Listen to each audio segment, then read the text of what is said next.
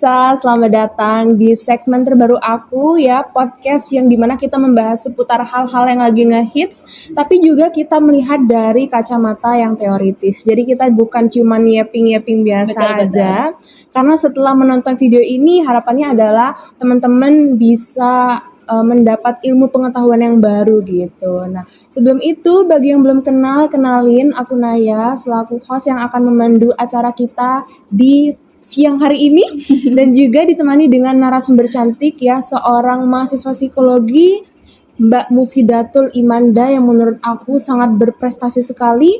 Selain Mbak Manda ini sebagai peer counselor ya, mengikuti PIM dan juga forum anak. Nah, PIM itu apa sih? Teman-teman bisa dijelasin Mbak Manda?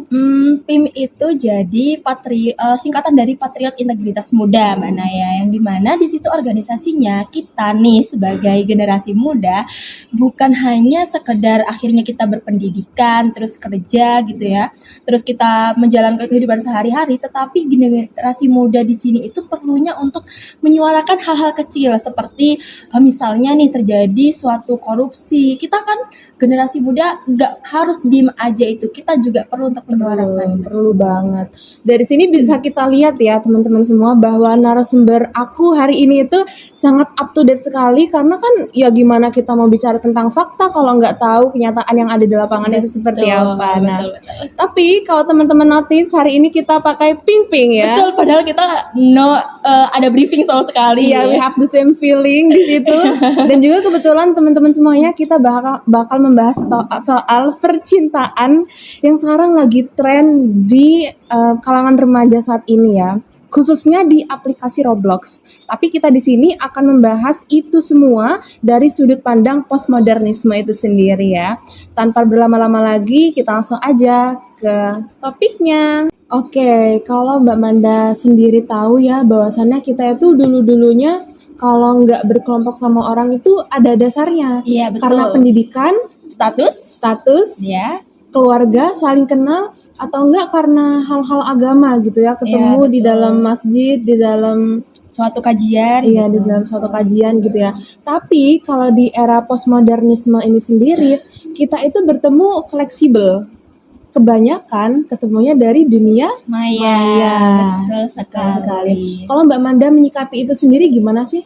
Sebenarnya dengan hal itu kita akhirnya termudahkan untuk terhubung dengan orang mana aja ya. Iya, betul. Tetapi balik lagi nih, pasti kan suatu hal itu ada sisi positif dan negatifnya. Iya. Gimana kita caranya akhirnya menyikapi hal itu? Nah, mungkin dari aku sendiri, akhir itu membuat suatu akhirnya kita termudahkan. Tapi ya balik lagi lah, kita ada sisi negatifnya. Tapi mungkin itu yang menjadi suatu hal yang kurang dari kita berkenal dengan orang yang dari dunia maya.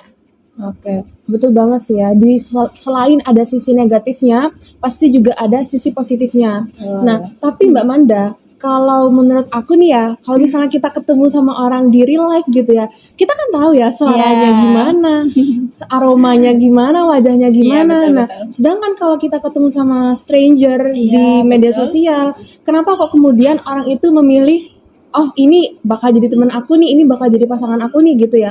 Karena kan kalau kita melihat banyak banget orang yang kemudian berjodoh tapi lewat dating apps gitu. Dating apps online itu sangat-sangat up to date sekali sekarang. Iya, betul. Gimana tuh Mbak? Mungkin ya dari aku sendiri, kita nih sebagai psikologi tahu bahwa kita bersosialisasi itu pasti ada ideal self dan actual self.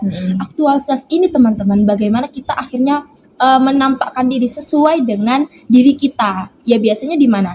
Biasanya di keluarga, terus atau enggak teman yang benar-benar udah tahu kita.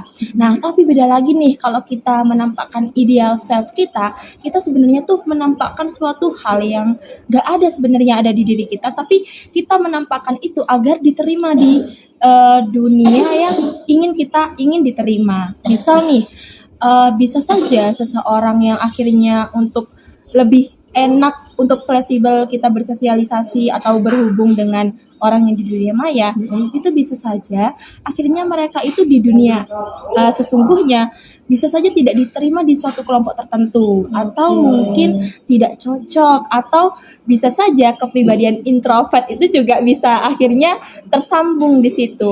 Jadi mungkin itu ya dari pendapat saya gitu. Iya, berarti kalau kita berbicara tentang actual self tadi ya, Iya, betul. di mana kita menampakkan diri itu ke objek, ke orang yang menurut kita orang Rasa ini aman bisa nih. nerima aku Betul. gitu ya. Sedangkan kalau ideal self itu belum tentu ada di dalam diri seseorang. Itu sama nggak dengan personal branding? Sebenarnya hampir sama, tapi kalau kita singgung dengan personal branding, kita akhirnya ada sesuatu keterampilan yang sebenarnya ada di situ, cuman kita branding ini tuh bukan karena kita ingin menampakkan suatu hal yang kayak ya udah tampakin aja, sebenarnya kita nggak ada. Tapi kalau personal branding itu bisa aja keterampilan, skill yang ditampakkan ke dunia maya gitu ya Mbak ya. Biasanya kalau kita personal branding itu kan di IG, di Iya. TikTok, atau enggak di LinkedIn? Iya betul. Nah itu masih ada kesesuaian dengan keterampilan atau skill yang dipunyai sama individu. Nah, terus nih Mbak Manda, aku penasaran banget ya. Kan kalau aku pribadi ya, menampakkan ideal self aku itu pasti ada capeknya, Iya, dan betul. juga sering nggak konsisten. Iya. Nah, gimana kemudian kalau misalnya seseorang itu menampilkan ideal self-nya di Dunia maya. dunia maya? Kalau misalnya nih ya, Iya. aku sama Mbak Manda itu kenal di aplikasi X gitu ya. Ya, oke. Nah, aku kemudian itu menampilkan ideal self aku. Nah, lama-kelamaan ketika kita deket gitu ya, ideal self yang Mbak Bangun. Manda tahu di awal itu kan pasti berbeda ke belakangnya. Itu Iya. gimana? Nah, itu bisa saja teman-teman, karena semakin kita terhubung dengan seseorang, biasanya terpapar gitu ya, biasanya kita bertemu di X gitu, kita bersosialisasi, saling share sesuatu gitu.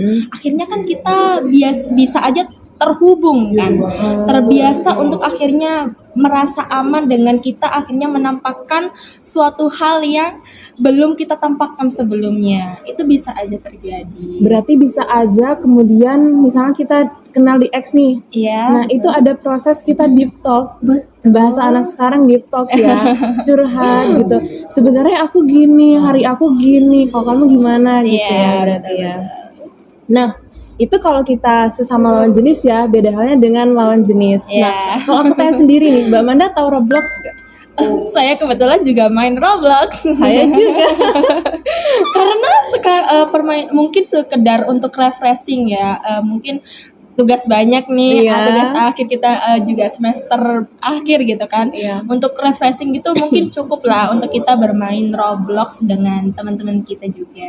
Kalau aku pribadi menjadikan Roblox itu pelarian ya, dalam tanda kutip pelarian, karena di dalamnya tuh aku bisa ketemu sama orang-orang baru Mbak Manda gitu. Oke. Biasanya itu aku main di map yang bisa voice. Oke. Di situ biasanya tuh ada orang yang cerita tentang masalahnya, harinya gimana, ataupun sekedar ketemu sama orang-orang random yang Iya, usil betul, dan betul, yang betul. bisa bikin kita ketawa. Nah, dari situ itu kadang aku merasa ada kecocokan gitu loh dengan seseorang karena dia nih funny banget orangnya gitu. Makanya Iya. aku bisa add connection dan dari situ bisa lanjut topiknya. Oke. Nah, terkait dengan postmodernisme sendiri ya. Iya, betul. Kalau misalnya kita melihat itu seseorang berinteraksi di dunia Dunia maya, maya. salah satunya adalah Roblox. Apakah avatar itu menentukan untuk seseorang memulai suatu percakapan, Mbak Manda? Ava, teman-teman tahu Ava nggak nih? Ava itu seperti ikon yang biasanya kita buat untuk menyerupai kita sebenarnya, harusnya Merepresentasikan ya. betul, harusnya merepresentasikan kita. Iya. Tapi bisa saja Ava ini kita representasikan untuk hal yang sebenarnya kita inginkan untuk ada di kita. Ini menarik ya. Betul ya? Karena kalau sebutannya itu adalah biasanya yang makin kecil avanya, orangnya semakin tua. Betul sekali. Sebutannya adalah bayi bajang. Betul. Nah, biasanya nih teman-teman ya, orang itu tuh setahu aku bakal merepresentasikan apa yang sebenarnya nggak bisa untuk ditampilkan di real life-nya dia gitu. Misalnya orang ini berkerudung tapi tiba-tiba avatarnya bisa aja sangat pendek iya, sekali dan pakaiannya.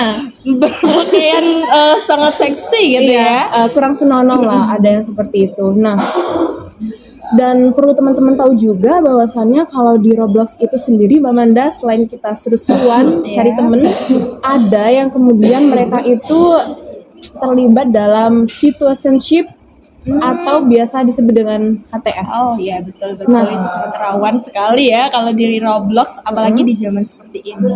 Kenapa tuh rawannya? Karena seperti kita ketahui nih, kalangan muda hingga tua seperti kita nih, kan sekarang juga akhirnya terpapar dan juga bermain dalam Roblox itu. Nah, karena tadi seperti Mbak Naya bilang kalau ada kecocokan akhirnya kita bermain di map tertentu dengan voice, terus habis itu bisa ngejokes bareng. Nah, itu akhirnya kalau kita bisa itu tidak didapatkan nih misalnya di dunia nyata, bisa saja akhirnya terikat karena kita membutuhkan itu. Oke. Nah, kalau kita kembali lagi pembahasan awal kita, ya ini postmodernisme ya, membahas soal percintaan. Iya, betul. Kalau di zaman dulu kan pasti apa ya, runtutannya itu jelas. Kenalan, berteman, tunangan, menikah, mempunyai keturunan. Betul. Tapi dengan adanya postmodernisme yang sangat fleksibel ini, bisa aja kenalan, situationship gitu ya, Iya, atau dalam arti betul. hubungan yang nggak jelas, nggak ada status, nggak ada gitu, teman-teman. status, tapi setiap hari ngabarin kamu Iya. sudah makan atau belum, kamu hari ini gimana, how was your day gitu ya. Nah itu bisa saja setelah itu balik lagi ke awal, Iya, ke kenalan. betul, kekenalan lagi, terus akhirnya bertemu lagi, terus kita berstatus yang tidak jelas lagi, terus Iya. akhirnya bisa saja kita pisah gitu ya, terus akhirnya balik ke fase awal, bisa saja seperti itu. Nah tapi kalau menurut Mbak Manda nih ya, karena kan sepenglihatan aku juga ya, Iya, benar-benar. orang itu nggak kapok gitu loh untuk Iya, benar. ada di dalam situasi yang nggak jelas itu. Dia tuh masih punya energi gitu loh untuk kenalan sama orang baru menjalin hubungan baru. Itu menurut Mbak Manda gimana? Nah, sebenarnya kalau kita sebagai psikologi ya, kita juga melihat kebutuhan-kebutuhan mana yang harusnya kita penuhi dulu nih. Bisa aja kita pakai teorinya siapa, Mbak Naya? Siapa? Siapa? Teori, Maslow. iya betul. Abraham Teori, Maslow. ya ada kebutuhan hierarki gitu kan. Nah, teman-teman bisa saja seseorang yang akhirnya cocok dengan hubungan tanpa status yang tanpa henti tadi ya, itu bisa saja karena kebutuhan untuk dicintai itu kurang sebenarnya. Nah, dan bisa aja itu juga berkaitan dengan apa yang sebenarnya ingin didapatkan, karena apa yang kita suatu hal yang kita berdua ingin berkomunikasi itu untuk mendapatkan sesuatu, itu sebenarnya kita nggak dapatkan dari orang-orang yang bikin nyaman kita. Misalnya dari orang tua, kita nggak dapatkan kasih sayang dari orang tua. Terus akhirnya ada juga nih, kita bisa kaitkan dengan hopeless romantic nih, teman-teman. Teman-teman tahu hopeless romantic gak? Harusnya tahu ya, Iya. karena itu seliuran banget di Betul, TikTok. betul. Hopeless romantic. Iya, kalau Mbak Naya sendiri tahu nggak hopeless romantic? Hopeless romantic itu setahu aku sederhananya adalah orang yang dia gampang baper sama hal-hal kecil, Betul. dikasih basic treatment aja dia udah meleleh gitu. Iya, betul, Menganggap betul. itu adalah princess treatment. Iya, sebenarnya teman-teman, hopeless romantic ini seseorang yang sebenarnya percaya akan hal romantis, terus habis itu keintiman gitu, yang ideal seperti ini kita lihat di novel-novel gitu ya. Kalau ada hujan, kita tiba-tiba dipayungin cowok gitu Iya, ya. itu romantis Nah, banget. itu hopeless romantic, dan dia itu percaya dengan itu, bahwa tanpa sadari dia juga akhirnya sebenarnya dibuat kecewa, dibuat sakit karena hal-hal itu. Jadi hopeless romantic ini bisa aja seseorang yang akhirnya dia bener tadi ya, mellow akan hal-hal kecil, terus juga akhirnya suka membayangkan hal-hal yang romantis, dan juga cenderung menganggap sebenarnya kebaikan-kebaikan kecil yang bisa aja kita anggap itu apa ya teman-teman ya, kalau kita set di suatu pacaran itu apa ya Mbak Naya, sebagai enggak kok itu kan emang harus dilakuin cowok gitu loh. Oh Apa iya sih ya. namanya? Antara apa ya namanya? Apa sih kayak sebenarnya hal-hal itu Hal-hal yang memang biasa. aja sebenarnya emang harus dilakuin cowok, tapi dia menganggap itu adalah suatu hal yang sangat besar gitu. Iya. Kayak kita nih lagi pengen minum aja nih, minum mineral kayak ngelak gitu ya. Biasanya kan kalau haus kita gitu ya, haus, pacaran haus butuh minum juga teman-teman. bener. Nah, kita kelihatan capek kalau cowok kita peka gitu. Biasanya kita mengharapkan untuk dia akhirnya beli minum. Iya. Ya, nah, tetapi sebenarnya hal-hal itu tuh sebenarnya hal-hal kecil yang memang harus dilakuin sama cowok, misalnya seperti itu. Jadi hopeless romantic ini teman-teman, jadi dia tanpa sadar itu juga sebenarnya tersakiti loh dengan akhirnya percaya ideal romantisme dalam hubungan itu tadi. Makanya dia cenderung betah dengan hubungan tanpa status. Oke, jadi bisa aku simpulkan bahwasannya orang yang hopeless romantic ini secara nggak langsung menciptakan fantasi di kepalanya sendiri, Iya, dan betul. ketika di dunia nyatanya dia tidak mendapatkan itu, dia kecewa. Iya, betul, sangat betul. Oke. Dan juga kemudian sebenarnya menurut aku hal-hal romantis itu hopeless romantic, orang yang hopeless romantic itu memakai standar TikTok. Betul nggak sih? Terkadang biasanya nih ya, saya juga ada klien sebenarnya peer counselor ini, dimana dia juga ada hubungan tanpa status. Oke. Dan menurut saya akhirnya dia terbawa overthinking di tengah malam ini. Itu dia melihat scroll TikTok yang akhirnya membandingkan dengan kehidupan sesungguhnya dengan dia. Akhirnya pasti berbeda jauh ya Mbak Naya ya. Seperti Iya. kita ketahui standar ini kita tidak bisa untuk akhirnya tetap diikuti, karena memang kita juga terbatas dengan suatu hal, dan mereka yang di TikTok juga belum tentu akhirnya menampakkan sesungguhnya mereka gitu. Nah, itu Mbak Naya yang akhirnya sebenarnya membuat mereka tersakiti karena adanya standar dari TikTok, dan juga akhirnya pikiran-pikiran yang overthinking tadi yang sebenarnya belum akhirnya kejadian beneran. Nah, itu yang membuat akhirnya dia tidak sesuai dengan harapan yang dia inginkan. Nah, terus nih Mbak Manda, kita kembali lagi ya di awal postmodernisme ya. Seseorang yang memutuskan untuk berkelompok tapi melalui aplikasi Roblox itu sendiri. Nah, kalau menurut Mbak Manda nih, dalam kemudian kita itu memilih apakah kemudian orang ini yang akan saya pilih untuk menjadi teman di dalam Roblox, itu ada nggak sih kayak kriteria khusus untuk aku mau deh berteman sama kamu gitu? Oke. Jadi teman-teman, di postmodernisasi ini kita nggak bisa akhirnya menyamaratakan bahwa misal nih Mbak Naya pengen berteman dengan anak pang gitu ya misalnya. Ya betul. Dan saya ingin berteman dengan orang-orang yang muslimah. Jadi akhirnya saya menyalahkan Mbak Naya karena Mbak Naya berteman dengan anak-anak pang. Itu tidak bisa akhirnya kita generalisasi dengan satu kebenaran. Iya. Karena kita tahu bahwa sebenarnya kita berhubungan, kita berkelompok juga akhirnya melihat bahwa apa sebenarnya yang ingin kita dapatkan dalam kelompok. Nah, untuk akhirnya kita membentuk suatu kelompok menurut kriteria tadi, kembali lagi Mbak Naya, tergantung dengan apa yang sebenarnya kita mau dapetin itu di kelompok, dan juga apa nih kebutuhan kita dalam kelompok itu. Tapi kayak misal nih, percuma gak sih kita berkelompok tapi kalau kita nggak mendapatkan suatu hal dari kelompok itu tadi. Iya. Jadi akhirnya tergantung dari masing-masing orang. Tadi kan di awal ya Mbak Manda bilang kalau main Roblox, saya juga. Iya, Kalau betul. dari Mbak Manda sendiri deh, kriteria untuk membentuk kelompok di dalam Roblox itu sendiri kayak gimana?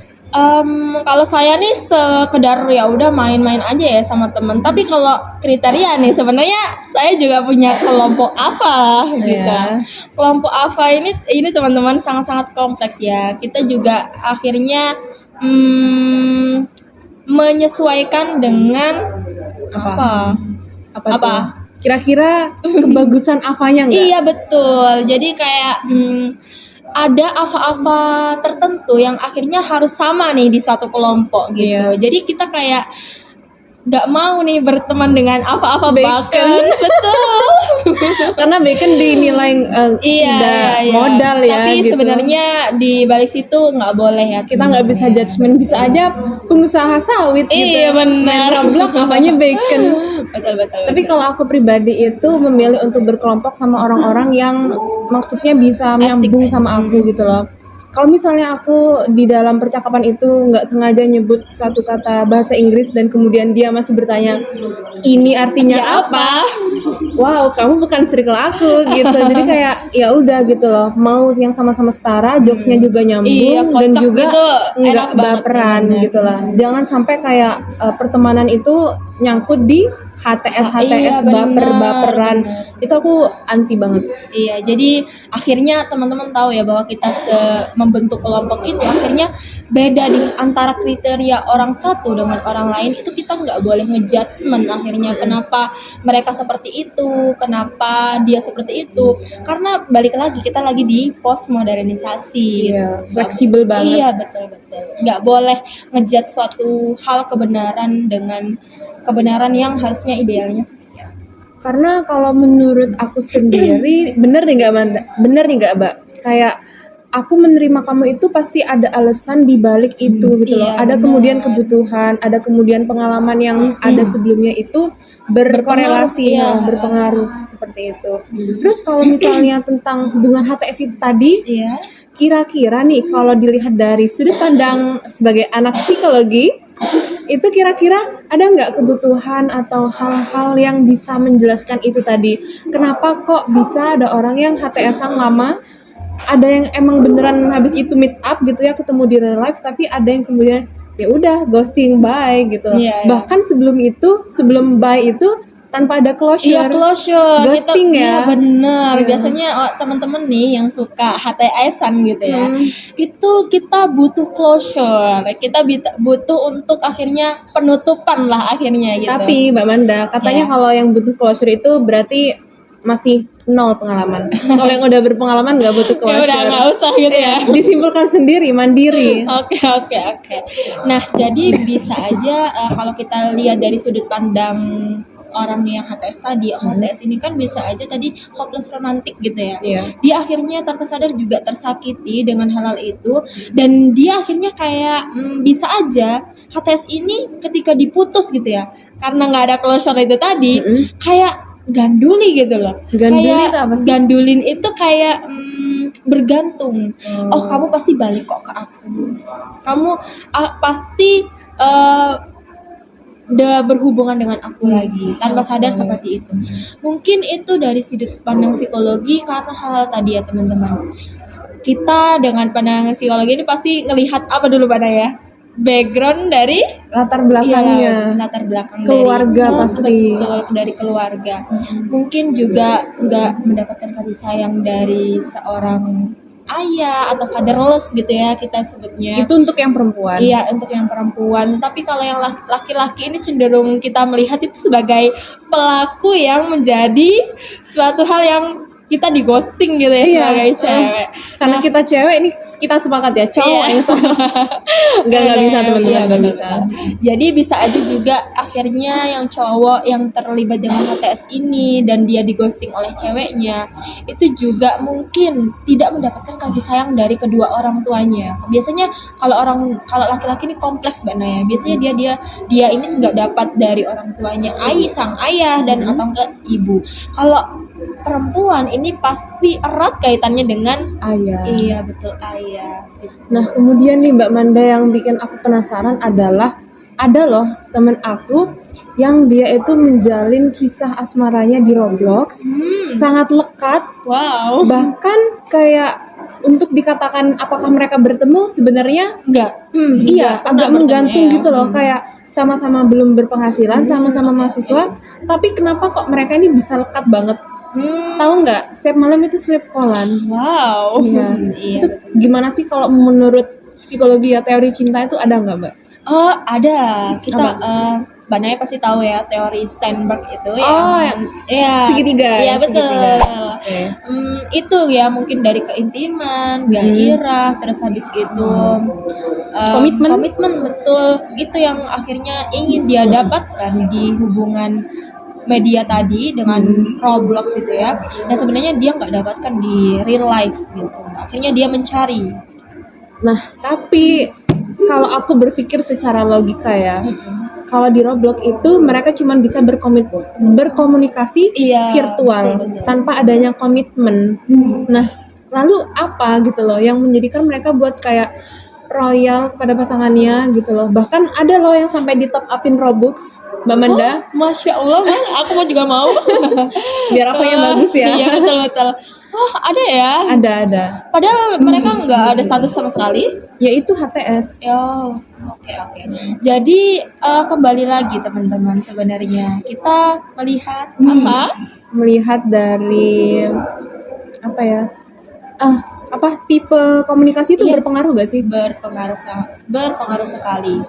Bisa aja kita kaitkan lagi dengan kepribadian kita introvert tadi, yang dimana bukan nggak mau sebenarnya kita tuh bisa, cuman susah untuk bersosialisasi dengan orang-orang yang langsung ini ya, kita ngobrol, kita bertemu dengan orang baru itu susah. Menutup diri. Iya betul, karena kita misal nih ada ketidaksesuaian yang ada di tubuh kita, misalnya kita insecure, kita nggak cantik, terus habis itu kita merasa bahwa diri kita itu bakal nggak diterima, padahal kita belum nyoba. Tapi dengan akhirnya mereka cocok-cocokan nih di Roblox itu kan kita nggak tahu nih wajah dengan satu orang dengan lain, kita kan nggak tahu ya. Iya. Nah itu bisa saja akhirnya membuat HTS di Roblox itu tadi terjalin, karena memang dia mungkin karena insecure tadi, akhirnya ya udahlah di dunia maya ini kan dia nggak menampakkan sesuatu, jadi ya udah bisa aja mungkin akhirnya diterima, tinggal kita cari aja yang cocok atau enggak untuk berkomunikasi gitu. Berarti kalau dalam teori Sternberg yang segitiga itu ada keintiman, Intiman, komitmen, dan juga gairah. Kalau salah satunya nggak ada, anggaplah yang nggak ada itu adalah komitmen, maka cinta itu menjadi buta. Betul nggak? Betul Nah, sekali. berarti Mbak Manda kalau misalnya cinta itu buta, hubungannya juga nggak jelas ya mau Iya, diarahkan benar, kemana. benar. Karena nggak ada komitmen kan di situ. Iya. Dan bisa aja nih teman-teman, seseorang yang akhirnya berhubungan di Roblox, mereka sebenarnya punya loh hubungan dengan seseorang di real life. Itu banyak aku temuin sih. Apalagi di TikTok gitu Iya, ya. benar-benar. Sebentar ya, istri aku mau lahiran. Aduh, beristri. Iya, Oh my beristri. God. Nah, hal itu yang akhirnya sebenarnya kita perlu aware dengan bermain atau berhubungan, atau akhirnya kita membentuk kelompok sosial di Roblox itu tadi Mbak Naya. Tapi kembali lagi, no judgment, kita nggak boleh ngejudge akhirnya kenapa sih kamu kok mau berhubungan di Roblox. Ya kita nggak tahu, kita nggak pernah merasakan apa yang sebenarnya dia butuhkan. Pasti ada hal yang mendasari ya teman-teman ya. Betul. Kalau dari tadi kita ini membahas soal hal-hal sebenarnya yang kurang baik Ya, yang benar. didapatkan di Roblox. Kalau hal positifnya apa nih Mbak? Selama Mbak Manda bermain di Roblox. Oke. Sebenarnya hal-hal positif ini yang saya dapatin di Roblox tadi ya, refreshing tentunya. Terus habis itu, nah kita bisa nih berteman, bahkan ada loh Mbak Naya, suatu tuh? maps yang dibuat untuk akhirnya kita konseling nih di Roblox gitu. Kayaknya aku tahu deh, Iya. terapi nggak sih? Iya betul, terapi. Iya. Jadi kita ada yang terapis dan juga ada yang sedang mungkin istilahnya pasien atau klien gitu ya. Nah kita akhirnya bisa loh ngobrol di situ, berkomunikasi di situ, dan bisa menjalin pertemanan di situ. Itu sih mungkin sisi positifnya. Dan juga perlu kita ketahui bahwa di Roblox ini juga mengajarkan, ada loh beberapa game yang juga edukatif gitu. Matematika, mengasah untuk akhirnya kita tahu 2 tambah 2 itu 4. Itu kan juga akhirnya bisa saja menstimulasi gitu ya teman-teman yang masih usia dini bermain Roblox. Juga ada bahasa Inggris. Edukatif bahasa Inggris itu banyak sekali di Roblox. Jadi sebenarnya momi-momi di sini atau teman-teman semuanya mungkin untuk aware-nya apa permainan yang sebenarnya dimainkan dengan anaknya. Bisa aja nih Mbak Naya ya, yang sekarang saya temui itu anak kecil udah nyolong KTP orang tuanya buat voice, betul. Iya, betul banget. Itu sangat-sangat di-aware-kan ya teman-teman dan momi-momi semua. Karena Roblox ini kembali lagi karena ada sisi positif dan ada sisi negatifnya. Jadi mungkin kita bisa aware dengan sisi negatif dan juga kita bisa ambil hal-hal positif di dalamnya. Tapi emang bener sih Mbak Manda, di map-map yang ada di dalam Roblox itu ada kemudian yang belajar bahasa Mandarin. Yes, betul. Ada yang kemudian guru itu sengaja mengajak temennya yang developer Inter IT iya, untuk untuk buat buat map, map, ya. map bahasa Jerman, belajar bahasa Jerman di situ. Dan juga pengalaman unik yang aku dapetin di Roblox itu adalah aku ketemu sama orang yang dia S2 Wow, keren. teknik apa ya? Mungkin lagi refreshing juga itu. Iya, dan juga ada yang teknik bahasa Indonesia UPI di Bandung, teman-teman. Jadi kayak di situ tuh aku bisa belajar, bisa sharing gitu. Apalagi untuk aku yang punya ketakutan dan juga overthinking, Iya. apakah selanjutnya aku bisa lanjut profesi psikologi gitu ya. Dan di situ bisa menemukan kayak jawaban bahwa sebenarnya kita nggak perlu ragu gitu ya. Kita cukup percaya dengan diri sendiri. Dan juga berarti untuk hal seperti pengawasan orang tua itu juga penting banget ya betul, diawasi. Karena aku juga sendiri menemukan Mbak Manda bocil 6 tahun dia bisa on mic gitu. Wow, iya. Kemudian makanya aku itu yang tanya. perlu kita aware di dalam Roblox Iya. itu ya, teman-teman. Tapi memang ada kemudian yang ibunya tuh mengizinkan gitu loh untuk bermain Roblox. pakai KTP mama. Saya tahu deh sepertinya siapa di TikTok banyak ya. Iya. Nah, ada nih gamers ibu dengan anak gitu ya. Iya. Betul.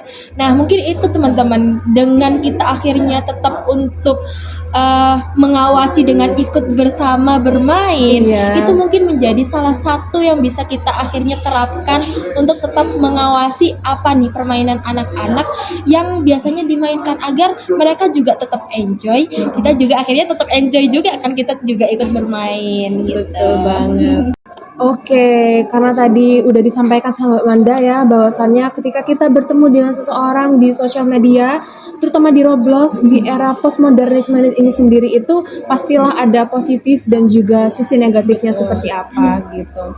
Sebelum saya tutup, apakah kira-kira Mbak Manda ada closing statement yang ingin disampaikan Perlu nih. kepada teman-teman? Silakan. Oke, mungkin teman-teman bisa diingat lagi ya di postmodernisme ini kita juga akhirnya terpapar dengan teknologi-teknologi yang baru dan juga kita nggak bisa menyamaratakan generasi sekarang dengan generasi yang dahulu-dahulu. Itu suatu hal yang sama akhirnya dan digeneralisasikan. Akhirnya kita tidak boleh menjudge atau memberikan suatu kebenaran yang ideal kepada seseorang yang bisa saja berbuat salah. Nah, mungkin akhirnya bisa kita ketahui bahwa generasi sekarang ini kan digital native-nya sangat-sangat ini ya, Luar Mbak, biasa betul. sekali. Nah, mungkin dengan hal itu kita bisa aware dengan sisi negatifnya dan juga lebih mendapatkan semoga sisi-sisi yang positif agar kita lebih juga bisa berkembang dengan teknologi, tapi juga lebih hati-hati dengan teknologi itu tadi karena kembali lagi kita sedang di era postmodernisme gitu sendiri. Oke, aku ucapkan terima kasih banyak kepada Mbak Manda Iya. karena sudah mau direpotkan dan juga menyempatkan untuk hadir mengisi acara hari ini. Saya juga terima kasih dengan senang hati. Senang banget bisa sharing sama mahasiswa psikologi. Dan juga kita dimoderatori oleh mahasiswa psikologi juga. Jadi agak paham gitu ya, Iya. lebih mudah Klop.